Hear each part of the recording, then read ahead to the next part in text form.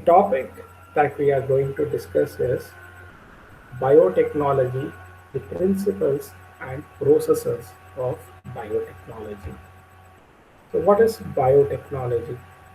So, it is a technique of using the living organisms or their enzymes for obtaining products and processes which is useful to human beings. So, biotechnology is the using living organisms or their enzymes for obtaining products and processes which are useful to human beings. It can be like obtaining insulin, or it can be like obtaining vitamins or antibiotics. The synthesis of this, if we are doing it using this living organisms or their enzymes for obtaining these products which are useful to human beings, we call it as biotechnology. Even during olden days, we had this biotechnology wherein we are using living organism without our knowledge.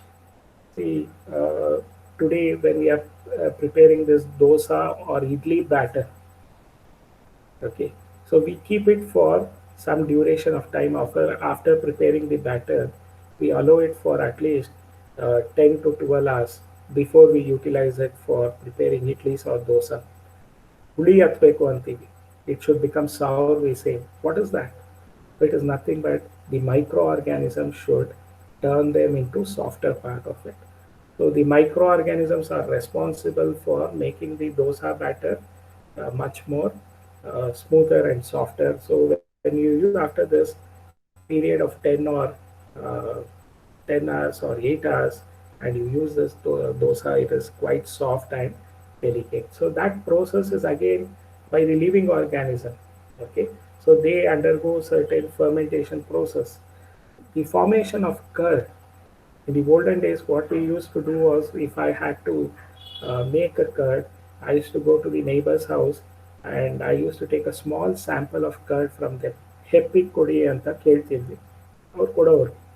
So even though we used to take large lotas, they used to give very less. That is a different story. Anyway, we used to take that culture of it and we used to put it into the milk for which we want to prepare the curd, or pour the curd into this uh, small amount of curd that we had collected from the neighbor. So now, after 2 or 3 hours, you find that the curd would be formed.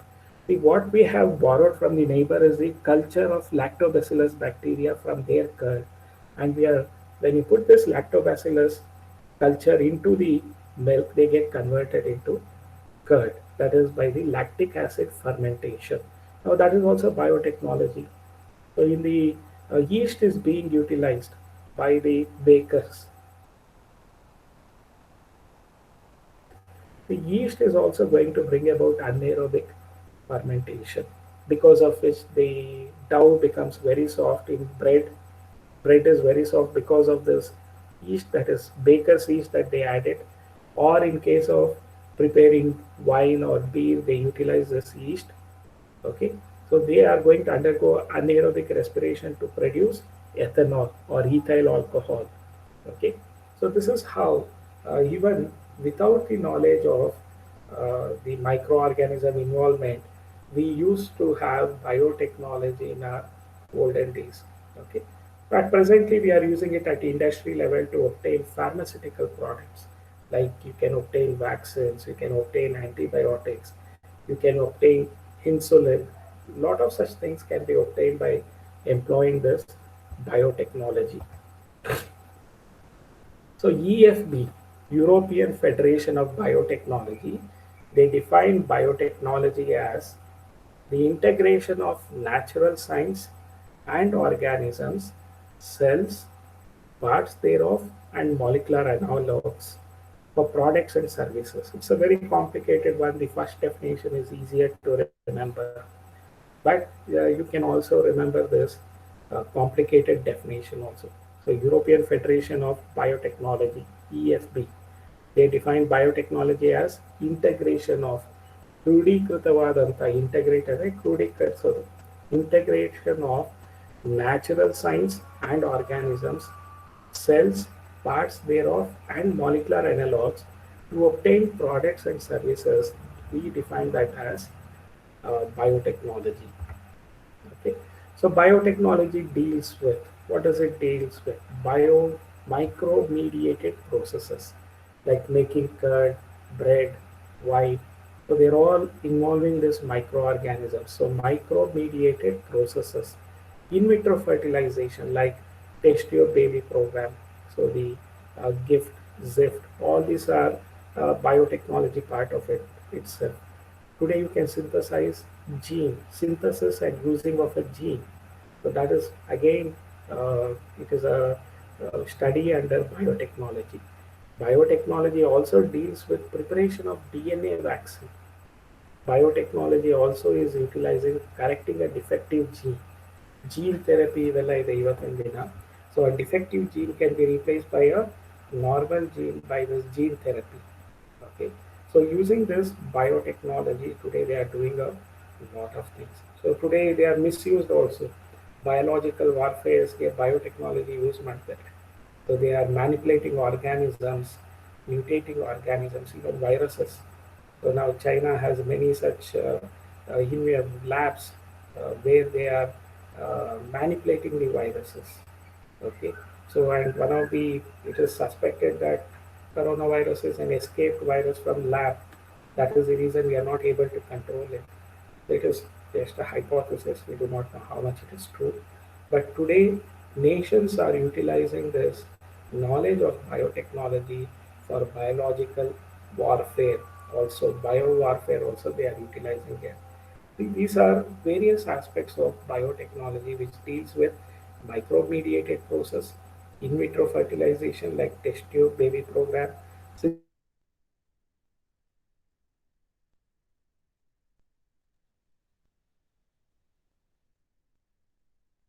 synthesis and using of a gene, preparation of DNA vaccine is a process of replacing a defective gene with a normal gene. So we'll be studying in applications more about this. So these are the areas that biotechnology deals with. Okay. So the core technique of biotechnology, I've always been telling you, genetic engineering or recombinant DNA technology and health. That is the process which we use in biotechnology. So the core technique of modern biotechnology is genetic engineering. This is a technique in which genetic material DNA and RNA is chemically altered ಅಂದ್ರೆ ಬದಲಾವಣೆ ಮಾಡ್ತೀವಿ, change ಮಾಡ್ತೀವಿ, and we introduce this chemically altered DNA or RNA into the host organism, which changes the external features of the host organism. Okay.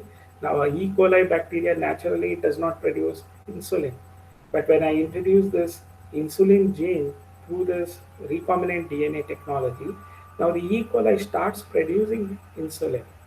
Okay, so they are going to change their phenotype, external factors, because change in gene also uh, is going to lead to change in their external appearance as well as their characters. So that is what is happening in genetic engineering. So in case of bioprocess engineering, so what you can notice is, so we are maintaining a sterile ambience and chemical engineering processes for the purpose of growing desired microbe or eukaryotic cell in large quantities. I told you Biocon is an industry which is producing large quantity of antibiotics, vaccines, enzymes. So that is bioprocess engineering. So maintenance of a sterile ambience in a chemical engineering process for growing desired microbe or eukaryotic cell in large quantities for the manufacture of antibiotics, vaccines, enzymes. See, Biocon is a bioprocess engineering plant. You can call it as bioprocess engineering plant, where they maintain a sterile ambience in chemical engineering process. Sterile andre no other microorganism should be there. They should not contaminate the desired microbe or eukaryotic cell. They should not contaminate. That is why we maintain a sterile ambience. That is microorganism free ambience is what we call it as sterile ambience. So today we are sanitization, sterilization process. We follow a lot to avoid the entry of the coronavirus, isn't it? We have apply hand sanitizer. Today, sanitizing tunnels are there. Okay, so they are using this chemicals to see to it that no one has the viruses. Similarly, in a biocon industry or any biotechnology industry, they have to maintain microbe-free atmosphere, sterile ambience ಇರಬೇಕು. In chemical engineering process, a sterile ambience ಇಲ್ಲ ಅಂದರೆ ನಾವು ಬೆಳೆಸುವಂಥ micro organism ಅಲ್ಲಿ ಬೇರೆ micro organism ಬೆಳೆಯುತ್ತೆ. Okay, so and that would be a loss for the industries. So that's why they maintain a sterile ambience in chemical engineering process so that we can grow desired microorganism or eukaryotic cell in large numbers, which can be utilized for manufacture of antibiotics, vaccines, enzymes. So these two are the core technique of modern biotechnology. First one is genetic engineering, second one is bioprocess engineering. ಇದನ್ನು ನೀವು ನೆನ್ಪಿಟ್ಕೋಬೇಕು.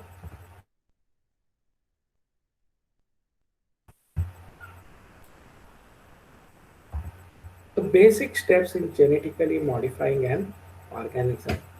ಏನೇನು steps ತಗೋಬೇಕು ಒಂದು ಆರ್ಗ್ಯಾನಿಸಮ್ನ ಬದಲಾವಣೆ ಮಾಡಬೇಕಾದ್ರೆ genetically what step should be take. First one is identification of D N A with desirable jeans. ಈಗ ನನಗೆ insulin ಬೇಕಾಗಿದೆ ಅಂದರೆ ಪ್ರಾಡಕ್ಟ್ ನನಗೆ ಬೇಕಾಗಿರೋದು ಇನ್ಸುಲಿನ್. ಅದಕ್ಕೆ ನಾನು ಏನು ಮಾಡಬೇಕು, ಫಸ್ಟ್ ಸ್ಟೆಪ್ಪು ಗುರುತಿಸ್ಬೇಕು ಯಾವ ಡಿ ಎನ್ ಎಯಿಂದ ಈ ಇನ್ಸುಲಿನ್ ಮ್ಯಾನುಫ್ಯಾಕ್ಚರ್ ಆಗುತ್ತೆ, ಆ ಡಿ ಎನ್ ಎನ ನಾನು ಐಡೆಂಟಿಫೈ ಮಾಡಬೇಕಾಗುತ್ತೆ. The first step in the principles of biotechnology is modifying an organism is identification of DNA with desirable gene. Example, insulin gene it can be. And once you have identified, introduction of the identified DNA. ನಾವು ಆ insulin D N A ಇರ್ಬೋದು, ನಮ್ಗೆ ಬೇಕಾಗಿರುವಂಥ D N A, introduction of the identified DNA into the host cell. Third step is maintenance of introduced DNA in the host cell and transfer of the DNA to its progeny.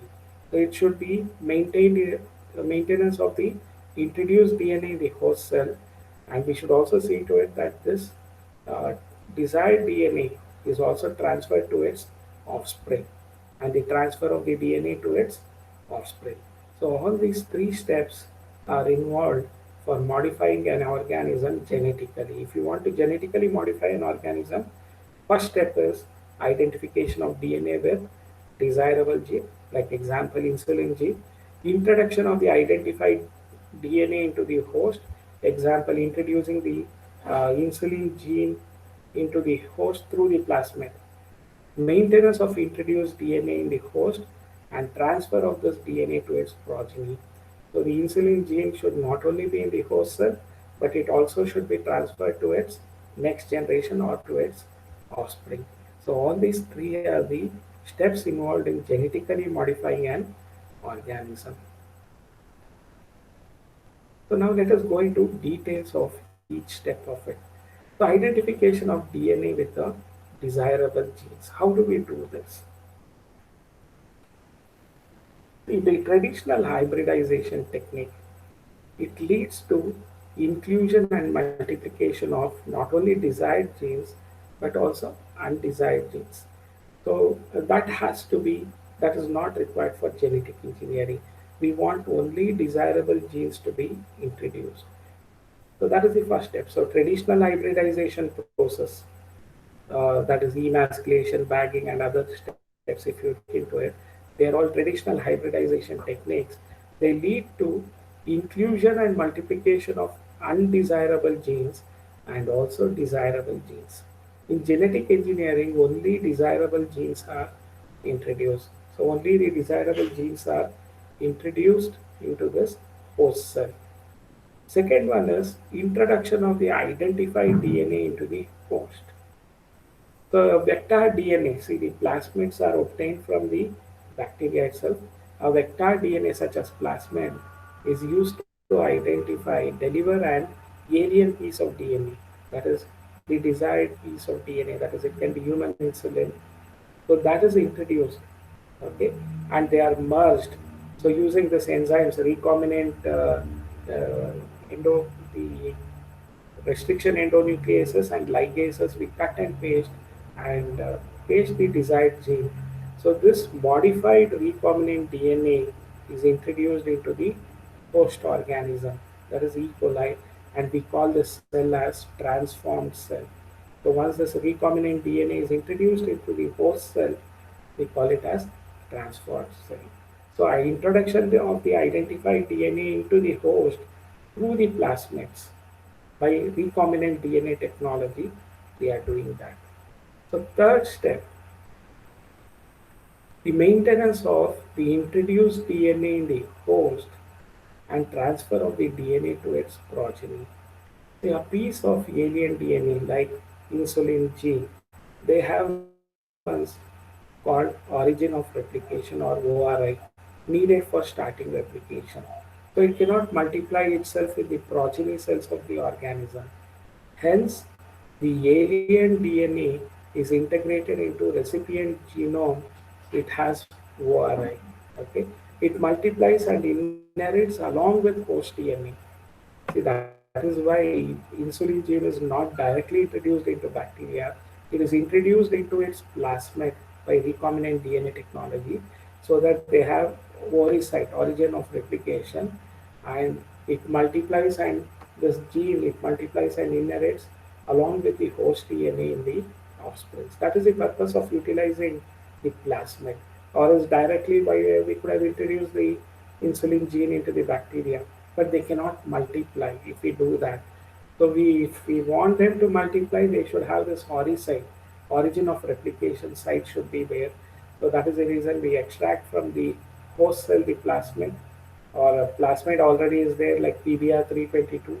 We introduce the human insulin into this PBR322 and introduce this PBR322 into the host cell so that they can multiply, and even the offspring has this uh, recombinant DNA with insulin.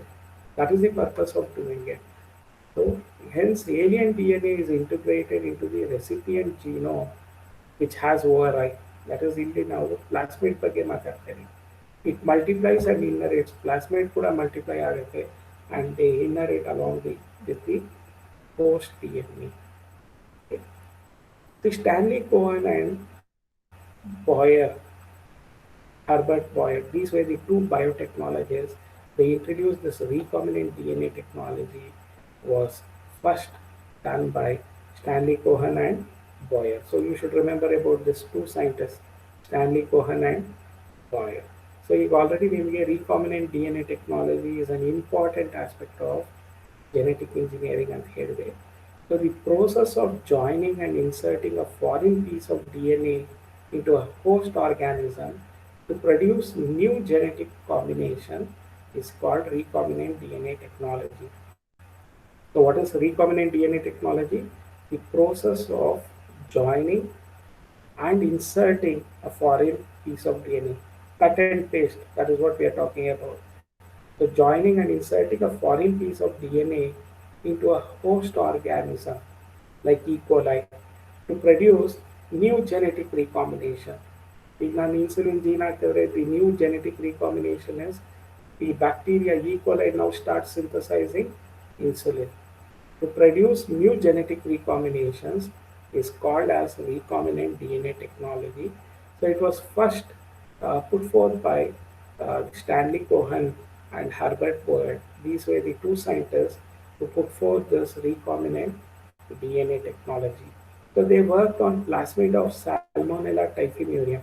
Salmonella typhimurium is a bacteria and it causes typhoid. You should remember about it. So what they did was Cohen and Herbert, they worked on this Salmonella typhimurium. They isolated an antibiotic resistant gene. It was a piece of DNA that they isolated, which was antibiotic resistant gene, and they isolated it from a plasmid of Salmonella typhimurium. Antibiotic resistance gene, they isolated it. It was linked with a plasmid vector and transferred into E. coli. As a result, see, this was obtained from Salmonella typhimurium, antibiotic resistance gene, and this was transferred into E. coli.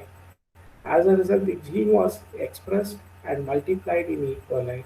Now they exhibited antibiotic resistance even in E. coli, and this was passed on to the next generation.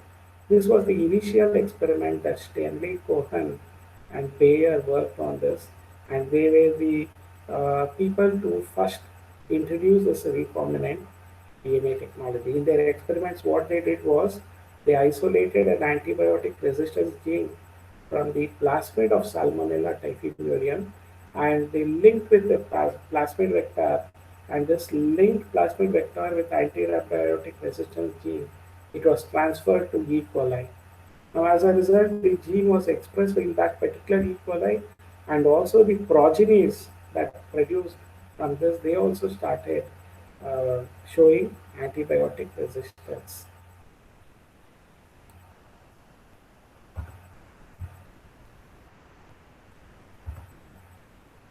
The tools of recombinant DNA technology. So I told you what are the tools of recombinant DNA technology. Restriction enzymes, the molecular scissors or chemical knives, we also call it as restriction enzymes or restriction endonucleases, REN. Okay. Then there is also the enzyme which pairs it, we call it as ligases or molecular glue. Then cloning vectors, we have this plasmid of Bolivar and Rodriguez 322. Okay. Then competent host, it can be E. coli in case of animals, or it can be Agrobacterium tumefaciens in case of plants. So this will be discussing in the next class. As of now, it is just an introduction to tools of recombinant DNA technology. So what are the tools of recombinant DNA technology? Restriction enzymes or molecular scissors. Then maybe I'll discuss restriction enzyme for today. The cloning vectors, it can be cosmids, phasmids, plasmids, lambda phages, but predominantly in most of the genetic engineering experiments, we use this plasmid. Okay, so the PBR322, which is 4,363 base pairs. Okay, ampicillin resistance, they have one part of the gene, another side they have tetracycline resistant gene. So they have two resistant genes. One is for ampicillin and another is for tetracycline resistance gene.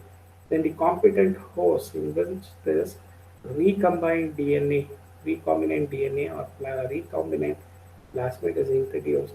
It can be E. coli or it can be Agrobacterium tumefaciens, which is transformed with the new plasmid that has a modified gene.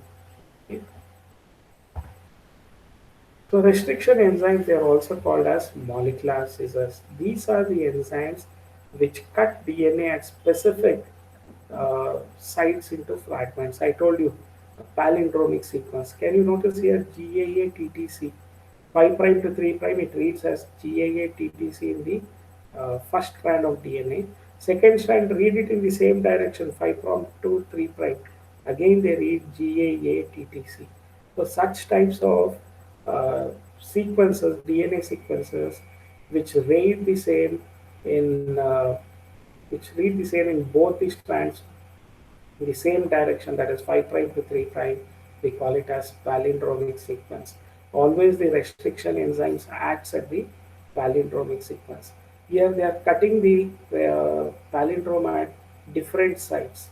Okay, the marker sites are different, so they can cut the DNA palindromic sequence into uh, two types. That is the blunt cut, and this cut would be sticky ends because some of them are not paired. So they can have the blunt cuts or symmetrical cuts, and sticky ends or asymmetrical cuts can be done by this restriction endonucleases. This restriction enzyme belong to a class of enzyme called nucleases. In 1963, two enzymes responsible for restricting growth of bacteriophage in E. coli were isolated. So one enzyme added methyl group to DNA, so the other cut the DNA. So restriction endonucleases.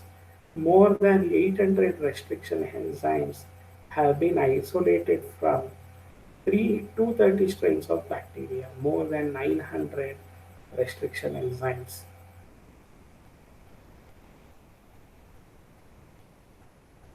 So in naming the scientific naming of the endonucleases, the first letter represents the first capital letter represents the first letter of genus. CO is the first two letters of species. R is the strain type, and 1 is the Roman number, that is the strain number, the order in which enzymes were isolated. So we call it as the strain number. So echo R1 is the uh, naming, scientific naming of restriction enzymes. Hint 3 is there. Haemophilus influenza B, Roman numeral 3 is there, that means it is the third variety, third strain number that you have. Okay, so echo R1, so there is echo RY30. So they are all the scientific naming of restriction enzymes. I think still the scientific naming, it would be sufficient for today's class. You have any doubts, students? ಏನಾದ್ರು doubts ಇದೆಯಾ ನಿಮಗೆ?